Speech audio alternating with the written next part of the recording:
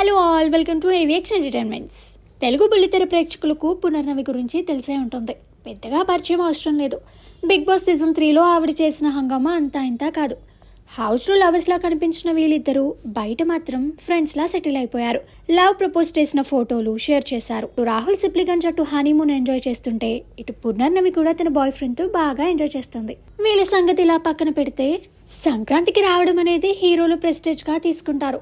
Senior హీరోలైతే ఏడాదికో cinema చేస్తే అది ఖచ్చితంగా పండగకు వచ్చేలా ప్లాన్ చేస్తారు. కానీ 2025 సంక్రాంతి బాలయ్య తీసుకుంటే 2026 పొంగలి చిరంజీవి టార్గెట్ చేస్తున్నారు. అనిల్ రావిపూడితో చిరు చేస్తున్న మనశంకర వరప్రసాద్ పండక్కి రాబోతోంది. జనవరి 9 నుండి అలాగే జనవరి 14న అనగనగా ఒక రాజు విడుదల కానుంది. ఈ మధ్యలో రవితేజ భక్తి మహాశైలకు విజ్ఞప్తి వీటితో పాటు విజయనగరం, శివకార్తికేయన్, పరాశక్తి పండక్కి వస్తున్న సినిమాల పేర్లు ఉంటాయి. అప్పుడు చాలా ఇబ్బందులు పడతారు నిర్మాతలు. మరో పక్క చూస్తే జనవరి 9న రాజాసాబ్ వస్తున్నాడు. కాబట్టి ప్రభాస్ సినిమాలకైతే వీలైనన్ని ఎక్కువ స్క్రీన్లు దొరుకుతాయి.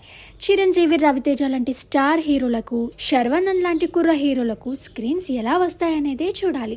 మరి దీనిపై మీరేమంటారో కామెంట్ చేయండి.